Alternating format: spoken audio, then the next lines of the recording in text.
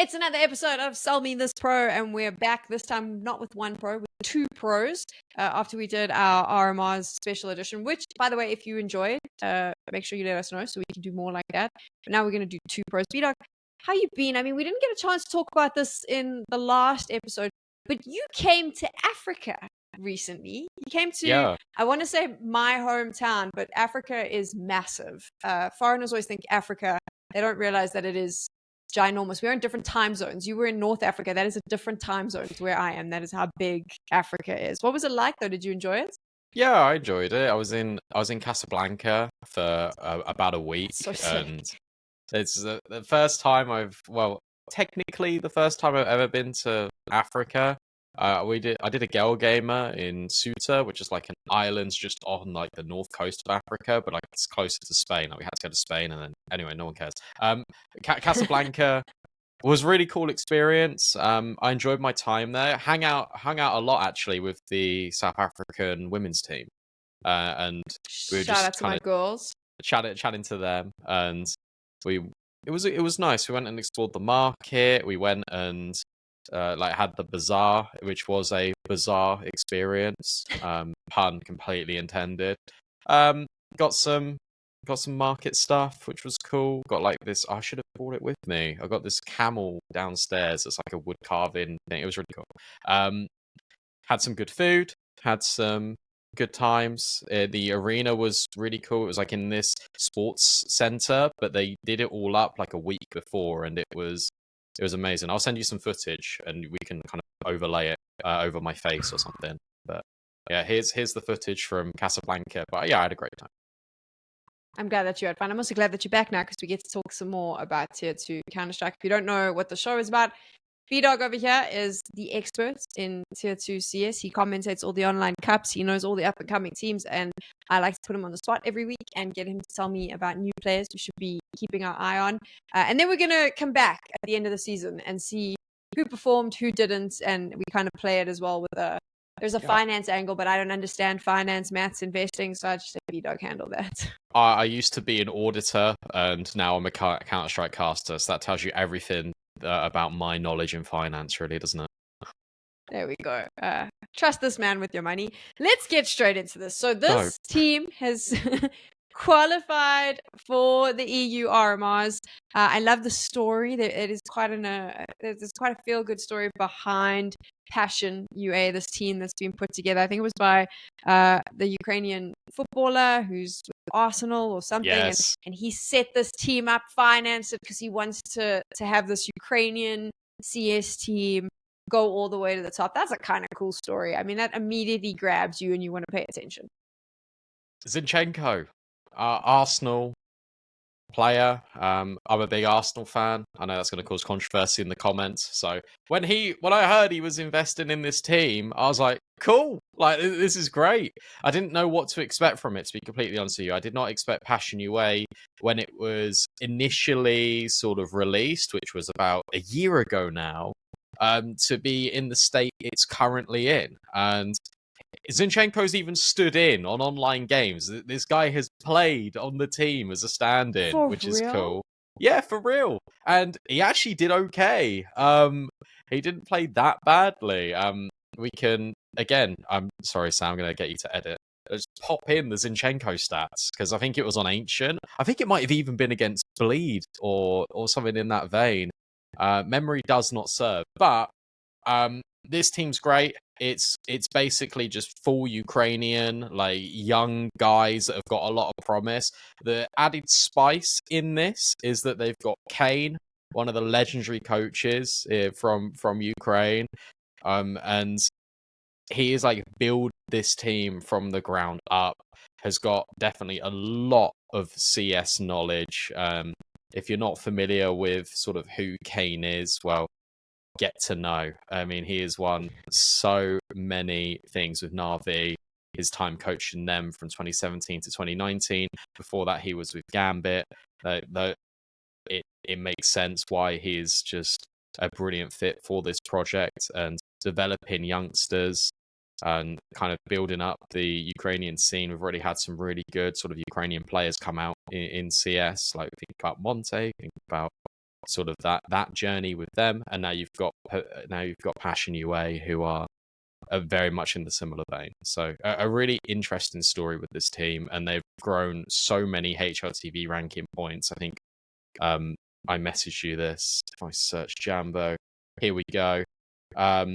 They have climbed from 195th in October 2023 to, as I typed it to you, it was 43rd. Now they're 41st, so they've gone even better, which is ridiculous.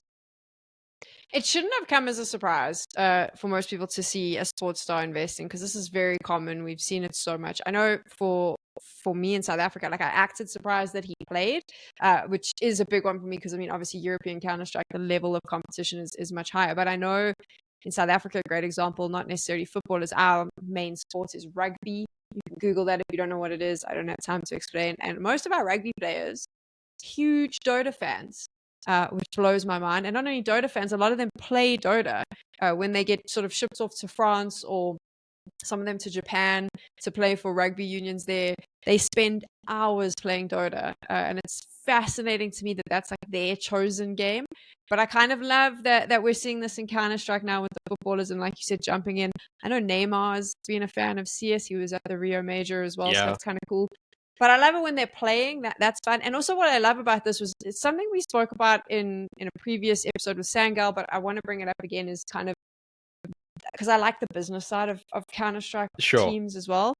This is not a project where, okay, we're going to find a bunch of new talent, develop it, and then sell it off, right? This isn't we're going to be the feeder to Navi. This is someone went, you know what, we're going to build this team. I want them to be number one. We're going to find young talent. We're going to put them together, and we're going to push this team so that they are competing on the top level. And I feel like the results are speaking very much that, like, the game plan is next year open circuit. We're going to make a play for the bigger leagues. Am I on the right track here? Do you think that's the goal? I mean, obviously you don't necessarily know. We're just speculating. But do you think that's the goal for PassionUA? So I remember a lot that Zinchenko did this interview, and he basically said that he's got a passion for the game. He used to play 1.6, and he used to sort of like play quite a lot in his free time anyway.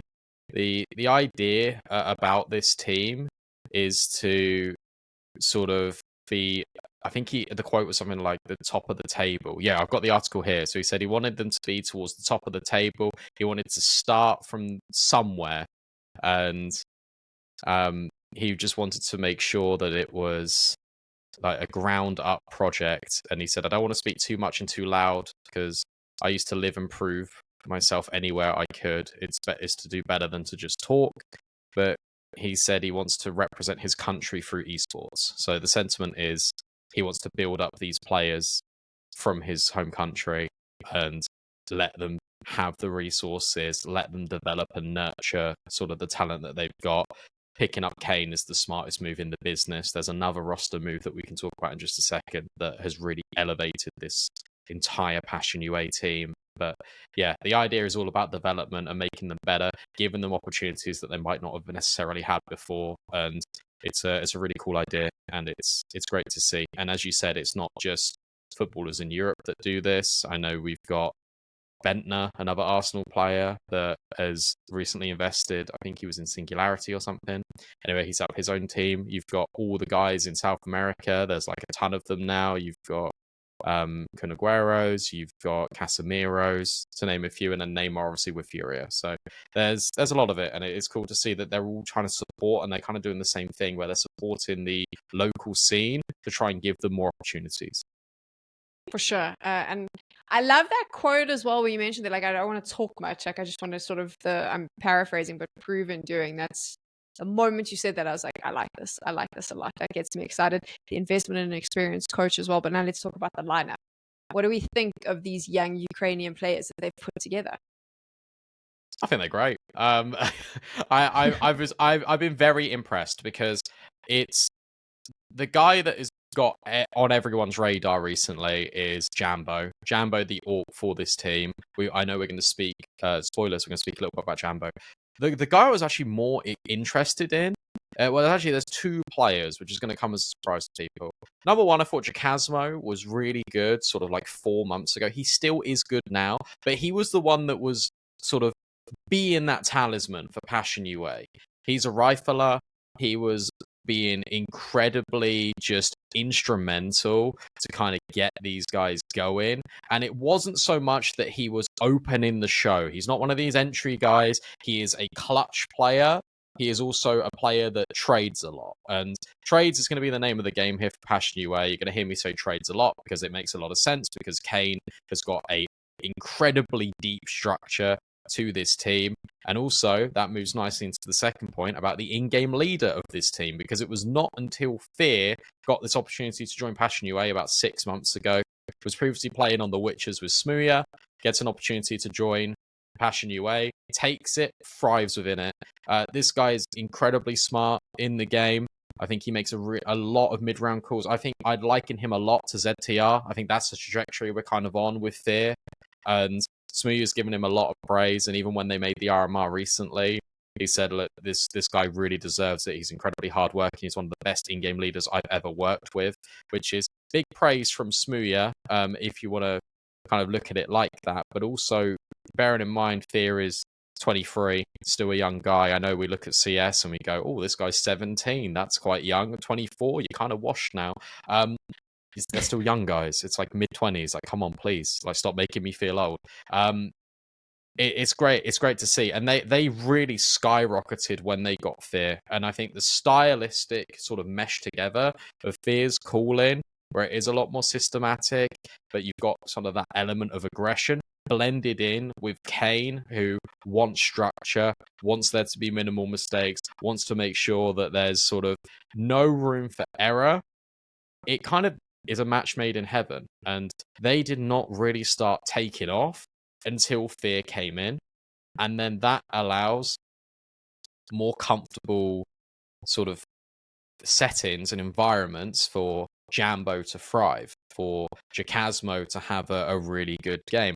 And what's really cool about this team is you actually just take a look down the list and you look at S Chiller and Zero Fix and you look at their ratings, you might think, they're kind of like 1.0, 0.99, but they have these moments where if one of your stars maybe does go a little bit missing in a BO3, one of them will step up, and one of them has stepped up multiple times. And that was even true sort of in the RMR run. I think I do remember quite vividly that Zero Fix was having some really good results. So I like it a lot. Zero Fix is the entry for this team, but just kind of give you a complete picture of all the players. But yeah, this team cooks. This team's very good. Very good. They cook. We're going to see them in the RMRs. And like you mentioned, the focus for this particular show is going to be on their AWPer. And I always get a little bit nervous when we do AWPers. And I'll tell you why. Yeah. Because the immediate thing is, okay, we've got an AWPer. They're good. All right. Are they the next Fantasy? Are they the next IWA? This is like, are they the next Simple? We can't just be like, here's an AWPer. They are good. They make a difference for their team. Not every AWPer is going to be a god of Counter-Strike. So there is all this hype around Jambo. I'm presuming justified, but I'm curious, in your mind, is this one of these, holy shit, we're watching the rise of a future legend, or is it too soon to make that call? Because I'm sure someone's already made the call. Because there's always someone that likes to drop that, it's the next Simple. I mean, I'm sure someone's done it, but I'm curious from your side of how you feel about Jambo as a player and as an AWPer. He will be in tier 1 in the next 2 years. If not, that's probably being a bit lenient. Maybe even in the next 18 months, right? He is not, in my opinion, yet the next Munacy, the next Simple, the next Donk. Even though Donk's a rifler, you get my point, right? He don't play like that. Like, he doesn't. He's not. He goes for a lot of opening kills. But it's more like he's set up to get the opening kills. It's not like he's incredibly hyper aggressive. He's got that in his locker, but it's a different sort of player. He's very much, and everyone's going to hate this, he's a systems-based AWPer. Woohoo! What does that mean? It means that the team is operating as a collective rather than putting emphasis on an individual to pop off and have these massive game-winning moments. With that being said, Jambo is thriving a lot more in this role, and this is why I kind of wanted to add the context of having Kane as this coach, having Fear as this IGL. Think about the structure that PassionUA operate in, and the game plan can be really aggressive Counter-Strike. For the most part, it is all about identifying weaknesses and having incredibly strong fundamentals. That creates a baseline, that creates a foundation for players that have got good mechanical ability to show off great mechanical ability. And Jambo is a guy that is really benefited a lot from being in this and from not only sort of being set up, but also setting up his teammates based on what is needed. It's a similar to episode 1 where I spoke about Icy, where I said, look, this guy will have very good util to set up his team. Jambo is exactly the same, and you can actually look now with HLTV with their new stats, and people are going to get muddled with all these stats, but if you look at his utility usage, it's pretty good, and it's one of those where he gets at least 1 kill per 100 rounds of CS, and you think, what does that mean? Well, it means that every time he throws a nade, he's going to do significant damage, or he's going to get a kill with it at least one time in a best of 3. That's kind of how maybe 2 best of 3s now with CS2. But the things that I think are interesting is sort of the flash assists per round, and that is very high on the scale. And it's, again, feeding into the narrative. This guy is trying to set up his team. But the thing is, he's not trying to make himself the star. It's not about one guy. It is about the entire team. And this is funny. And again, people are going to laugh at me in the comments. But in a weird way, this is actually kind of what Arsenal are doing at the moment in football terms, where it is about the collective rather than just one guy just stealing the show, running away with it. So it's fun to look at the parallels. And yeah, I feel like I've rambled quite a lot about this, about sort of how it works, but the Jambo is so good because he hasn't actually had to be the guy yet that is going, I'm going to take over the game and get 40 kills every game, set me up, throw me in for flashes, I'm going to go do this, all on his own back. I'm going completely off on a tangent because, like, I feel like doing this now, and it kind of leads into a lot of what you said. I've got really super excited about watching Counter-Strike at the moment, where we have teams like Na'Vi who don't have the standout superstar that they're now building around, right? There is cohesive teamwork happening. Everyone knows their role. Everyone does their role. When someone pops off, it's great. We facilitate that. But for the most part, we always return to the team. And I feel like we could throw it all the way back to the Astralis golden era where, yes, I mean, you had Device. He was godlike. But every single player in that team, in my opinion, played as a cohesive unit. They had a system in place that worked, that allowed them to facilitate certain players. I really feel really strongly about that Astralis was such a good example of every part understanding their role and making the machine work. I think Na'Vi does that currently. I think even Vitality with ZywOo, I mean, yes, ZywOo is incredible, and when he is in that server fully engaged, he is a standout superstar, and you should facilitate him. But I think Vitality doesn't always have to rely on ZywOo arriving to the show, because all the individual pieces understand how to work as a unit, and when we see that, they win an IEM Cologne. It's my very uneducated opinion, right? I'm not a professional player, I'm not an analyst, I'm not a commentator, I'm just talking as a fan. I've become obsessed with this teamwork dynamic idea because I hate the fact that we become so obsessed with this individual player and this need. I think it's like I'm going to upset every commentator in the game, including you, maybe. Like, I think it is such a crutch to be like, oh, it's the next Donk, or oh, it's the next Simple. Like, oh, great. Like, Simple is Simple, and he was playing CSGO. Like, whoever's playing CS2 now, it's a different game. Shut up. Like, that's how I kind of feel. So the moment you talk about this and you talk about the systems and how they're building, I get super excited, because that for me is why I fell in love with Counter-Strike. That is Counter-Strike. Yeah, like, I love that.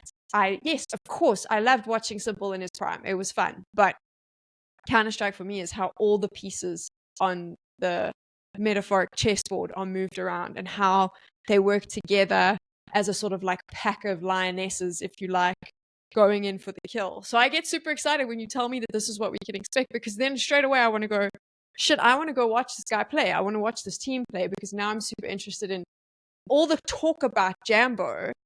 From what you've told me, I'm going, okay, but I want to see Jambo, but I also want to see this team. Exactly. That's my immediate feeling. That's what's got me super excited.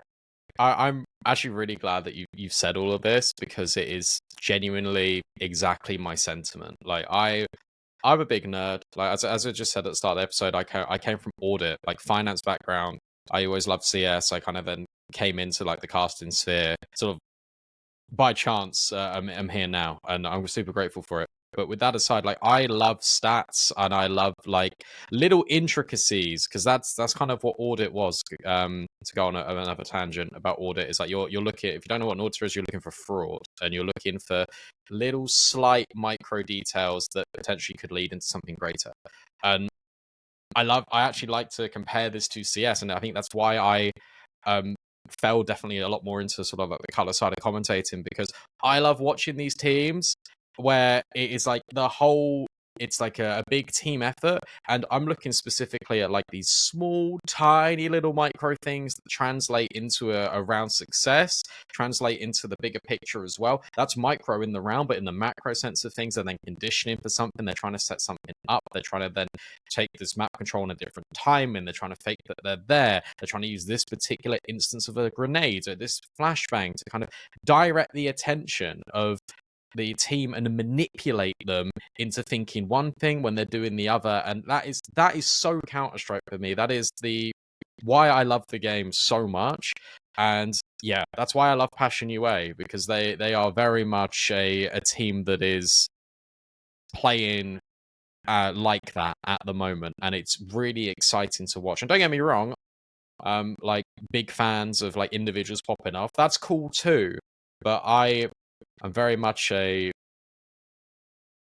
really like the small little fine details. Like if I see a nade I've not seen before, or like on a different lineup, and I'm like, ooh, like where's that going? Like, what are you doing for that? Like that's just me, but that is it's fun. I get that. Also, I think the irony is that we are now going to do Sell Me This Pro, and you're going to have to talk about one individual player after we did this entire thing. We have an entire show focusing in on one player at a time, and we both just said, well, we actually like the team game. But we talk about the team thing as well, and I think that's what I think it's so important to kind of give context around a player and why he's doing well. Sure, he's got these really good stats. Sure, he's the guy that can kind of go and develop in the future and be a good player. But why is that? What is the tools this guy has been given to operate in? Does he need tools to operate in as well?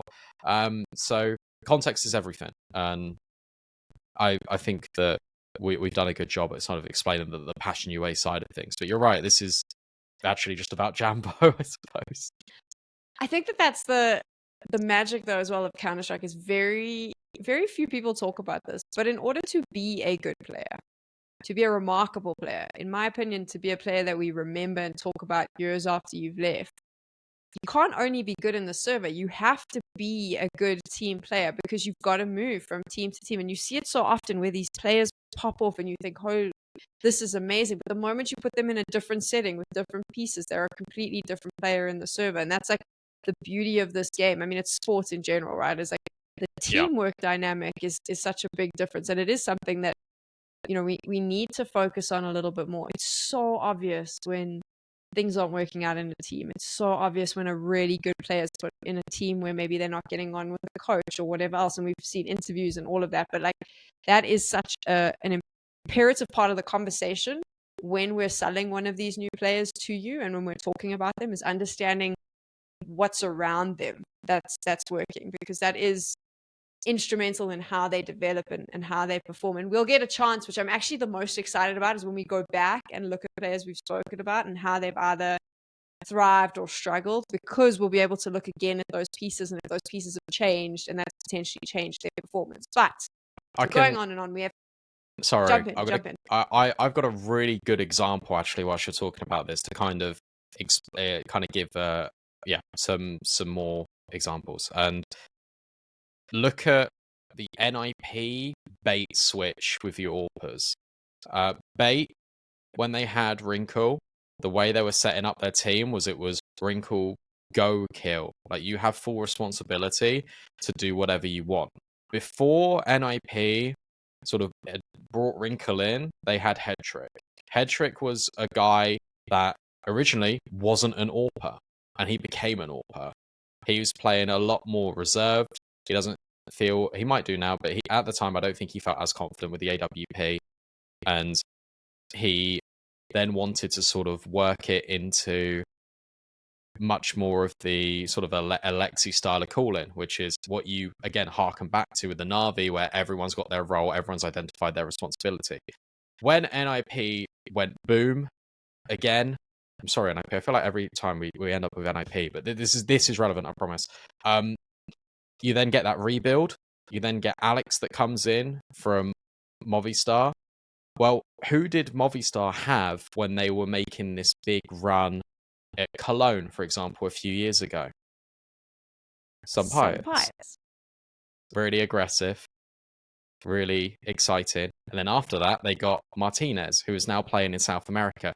Point is, it's the style of AWPer that is going to get you a lot of success. These guys have the same sort of personality traits. You've got the explosivity of some Pius. You've got the aggression of Martinez. And then you go and pick up Bates AWPer Wrinkle, who is an incredibly aggressive guy who fits the profile to this European team. He comes over. Headtrick goes over to Bait. How do Bait play at the moment?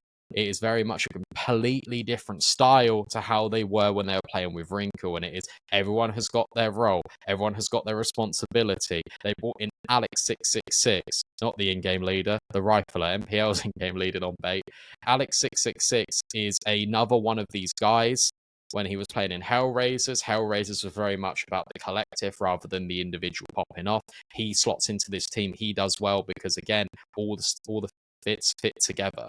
And Headtrick has now come over, has adopted this, and taken the same style of when he was playing on NIP, moved over to Bait, has that mesh there. The reason why it's working so well is because they're familiar and they're used to playing in that structure. And it's the reason why Wrinkle went to NIP, in my opinion, because it is the same sort of character profile in traits. And in Tier 1, they are starting to figure out Wrinkle. But it's, again, I think it's interesting just kind of examining that and just saying it does actually come full circle. And I think that's it. We went completely off on a tangent, but it was fun because we're both giant. I think we're just both really we like to nerd out about this, and I think it's a super interesting conversation. But we do have two pros, so let's pull it back after that whole conversation about teamwork and PassionUA. BDog, Jambo, sell me this pro. Jambo. I mean, this guy is a beacon of success recently with PassionUA. This guy is fantastic at being calm and composed in high-pressure environments, has got complete trust of his team, and his team completely trust him as well. Plays in a system that has been built from the ground up by Kane, has got the players that have been playing together. He was part of the initial projects that established 1 year ago, has now had 12 months of working with Kane, has 6 months of working with Fear. This guy, in my opinion, will go far in Counter-Strike. I think he will ascend to Tier 1. I think he will be there because he definitely deserves to be there. I think that his output in PassionUA over the last sort of 3-4 months has been second to none. And he's one of those guys where it's very similar to IC, where if you need a player that is going to be incredibly consistent for your team, but is also going to understand the role and responsibility and is playing in such a structured sort of setup rather than a loose style of in-game leading, Jambo is definitely an AWPer to consider and take under your wing. With that being said, do I think he's going to leave PassionUA anytime soon? No, absolutely not. I think this project is going to stick together. They've recently just made the RMR as well. They've recently had a lot of success online. I think they're going to be surprising people at the RMR. I would not be surprised to see PassionUA stickers on my gun come the end of the year. So definitely have a look at Jambo because he is definitely the one to watch on this team. I love that. I love that you brought up the stickers as well. I'm excited to see how this plays out.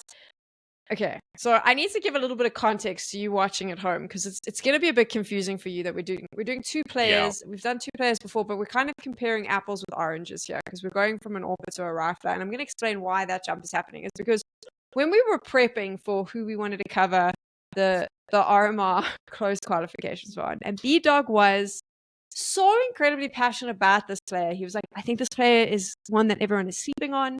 I think we need to pay attention. If they do well in the RMRs, this is the player we need to focus on. And then it was like an hour later, I got a message being like, never mind, they've shut the bed. Like, I mean, he didn't use those words, actually. I'm just adding those for like dramatic effect. might have done. I don't know. I'm pretty sure it wasn't the words. But like, the point was you were so excited to talk about bnox from Permitta, and they just completely disappointed you. And so I wanted to bring them up anyway, and I wanted to bring him up and kind of use him as a second one because Jambo was not your first choice for this episode. You were like, everyone's talking about Jambo. I don't want to talk about Jambo. Like, this is where I think the interesting conversation lies. And then you obviously got laid out. Every single fan of Counter-Strike, anyone watching this can hard relate. This has happened to all of us. Hopes and dreams, stabbed, broken, ripped to shreds. So that's why we're going down this route. My issue is BDog. And let's get into... I'm confused because Permitta's been, I mean, I'm just talking from, I don't watch enough of them playing, right? But just from results, it's been pretty mid here. Yeah, I mean, you watch them all the time. You're super hyped. I feel like they're pretty mid. Like, they're not exactly... They are. They're not exactly... Yeah. I mean, I was trying to be nice. I was like, they lose a lot, my friend. Like, they lose a lot. What is going on here? Permitta is like this toxic relationship in which like it feels like it's going to get better and then it doesn't. There is a lot of context to add here, which is why I'm glad we're speaking about bnox and just Permitta in general. But I like it because people are going to think, Permitta? Like, come on. Like, why are we talking about Permitta? What the fuck?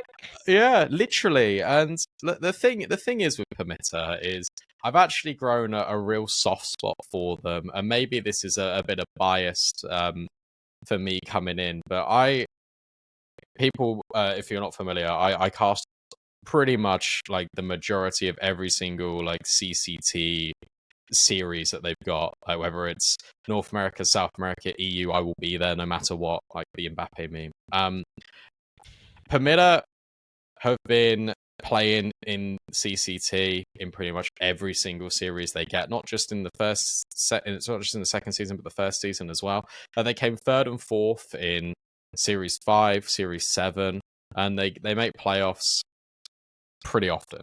And they have no notable online results, but I don't know. When you watch them, it's how do I phrase this without having someone watch a Permitta game?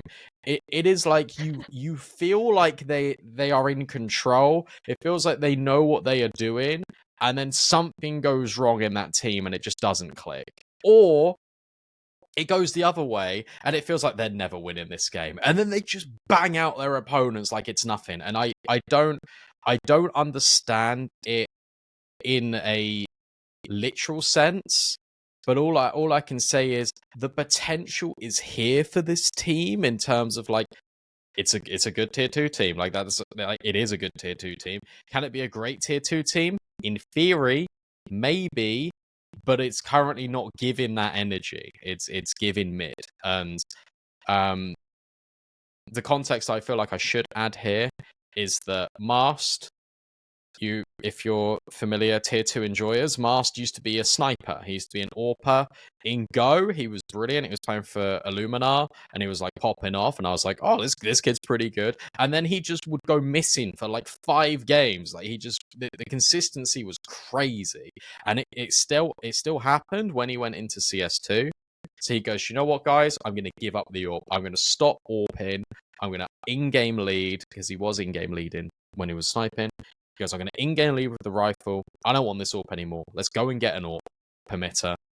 So they go, okay. And they pick up this guy who's got like no experience called Spavak.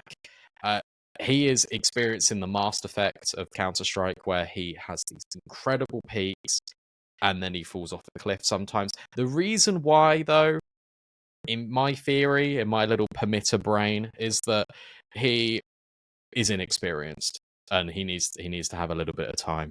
My favorite saying on this show is he needs a little bit of time. A little bit of time. but also he can develop and learn from Mast, and he can Mast by being an AWPer is also really interesting because he can just kind of help coach Spavak and kind of make Spavak be the AWPer that he wants him to be. This isn't about Mast and Spavak, but that's the context of Permitta. Maybe that's an explanation as to why their results have been kind of middling recently. It's because they're kind of going through all that change, all that turbulence. They also brought in Tomiko, who is a brilliant player in Poland. Was part of the Los Kagutos lot that were kind of upset in Stralis. He is a really solid rifler, provides consistency, and this team desperately need consistency. The shining light is a player that we've not talked about yet, bnox. This guy's a beast. This guy is a player that when we cast him, I describe him as the behind the scenes player, where he's not the guy taking all the kills. He's not the guy that's kind of doing all your flashy, like, bang, I'm here, I'm arrived, I'm bnox, I'm getting 30 kills. This is a guy that in the mid round is having really prolific lurk timings on T side, and is finding way more than he probably should be, but his aim is on another level right now. This is the best individual bnox I think I've ever seen. And it's really interesting to kind of see the rise of bnox, I think, and I still stand by this. At the time of this recording, which is 25th of August, breaking the fourth wall, I think he is the most underappreciated player in tier 2. I think he does a ridiculous amount of impact from a team that is currently going through so much turbulence and is currently experiencing a lot of inconsistency. I think he will 100% go to a better team. I could see him maybe even going and fixing Ents. I can maybe see him going to Monte. Like that's the kind of vibe I'm kind of looking at with bnox right now. Yeah, I'm a big bnox enjoyer. I'm a big fan of Mr. bnox. I was actually going to ask that was going to be my next question. This is a Polish lineup. Is how long does this stay together? Because who knows? Because like with inconsistency straight away, if you've got a player like bnox who's making an impact on the server, someone who can get you this excited because you're watching his games, but they're still not delivering and they're losing, it's inevitable that a player like that starts sniffing elsewhere, right? And starts looking, and then the team as a whole, it kind of actually ties really well into the conversation we were having about PassionUA and teamwork. If you're a good player and you don't have the right pieces around you and it's feeling very inconsistent, you're immediately going to start going, okay, hold on. Where else can I go where what I'm doing will be appreciated? I feel like I'm working so hard and nothing's happening. It's kind of I call it the Elige problem because it's happening on complexity right now, right? How long does Elige stick in a space where he has to carry everyone? So do you think that this is not this isn't a PassionUA where you were saying we're going to see this team together, possibly in a couple of months, they're definitely building for something greater. This is a potential stopgap for one or two players in order for them to move somewhere else. That's kind of the vibe I'm getting. This is the only way I can describe this is not going to be a pretty picture, everyone at home, but this is the incestuous nature of Polish tier 2 CS, because everyone plays with one another. Everyone will go and rotate all these different teams. Like I tell you what, give me 30 seconds. Let me just go on bnox's career. Let me press teams. Let us cook. Pompa, Illuminar, Pact, went back to Pompa, Permitta. These are all Polish teams. They cycle all of their talent. They go, I haven't played with you yet. Let's go play together. Let's see what we can do. And the cool thing about that, if you're a Polish fan, is that there's so much talent in Poland. Like there's a ridiculous amount of Polish talent. Obviously, went through the VP Golden Age and was like, we can do it too. And that inspired a generation. You've now got a ton of teams in Poland that can do it. The issue is it's trying to actually find the perfect fight. In fact, the golden fight in Poland now with CS2, right? Where you got to try and get these correct players. You see it all the time. It's not as bad as it was because towards the back end of Go, I feel like people were changing teams like every month. But this is just Polish CS in tier 2. Everyone will swap, and they never kind of give each other a lot of time to sort of figure things out. I think it's really good that the core bnox, Mary, Mast have been together for 7 months. Like that's actually a very long time, in my opinion, in tier 2 Polish CS teams. Yeah. So obviously now they don't qualify for the RMRs. No, they don't. You're left with some online cups to grind out, I guess. Some of the big online tournaments coming in. There's lots. I mean, I think there's Thunderpick, there's some CCT, there's some res stuff that you could possibly play. Maybe you can qualify. There's 2 challenges left. Not sure if you could jump into that. I mean, what is the drive for a team like this who now doesn't make that RMR? I mean, is that the focus? We just grind online a little bit longer and wait till next year to decide where we go? Potentially. It's actually a really tough one for Permitta because I feel like they were definitely putting a lot of emphasis on the RMR, and it's a real shame because they were doing well. And I really feel like this team needed to make the RMR. This team like really needed to make the RMR to make themselves believe a little bit more, because they've been getting close. They've been building, right? They've been trying to make these playoff runs. They come 3rd and 4th in a couple of CCTs. It's not really too much to shout home about, but you are seeing the progression. Suddenly you're making playoffs of more events online. It's like, okay, we're still a bit inconsistent, but we're making it work. If you get the RMR, that inspires so much more belief into this team. That will then create and make it all this hardship, all the struggles that they've gone through worth it. And you come crashing down. And I think even worse than that, I'm just going to take a look for just 2 seconds here. They were 2-0. They were 2-0 as well. They did the opposite of TSM. They did a bleed where they were 2-0 and they couldn't make it. And you take a look at the teams that they were playing against, they got kind of a bit unlucky. Saw they played against. I mean, Saw is just looking brilliant right now. They played big. They took the first map off big. They then forced overtime in second map and just kind of burnt out right at the end. It was a 13-3 on Nuke for big. So they were so close to beating big. You think, damn, we had Saw. Now we just had big, but that one felt winnable. We're playing a Rebels team. And I feel like you get complacent. You feel like, oh, we definitely got this in the bag. And then you don't. I feel like that's what's happened to Permitta there. From the outside looking in. I don't know where this team goes now. I'm completely honest with you, Sam. I'm not sure what the game plan is.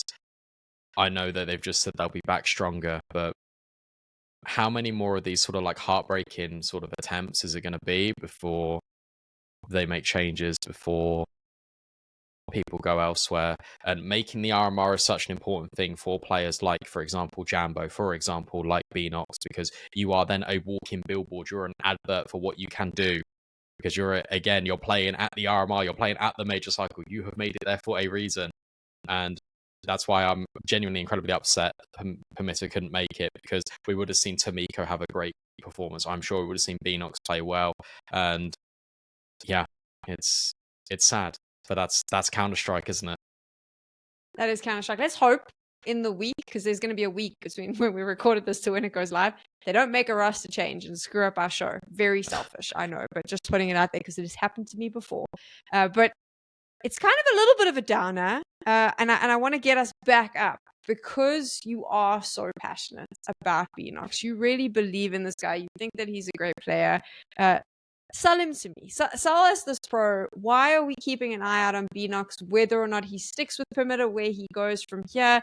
Why should this be a player that we need to pay attention to?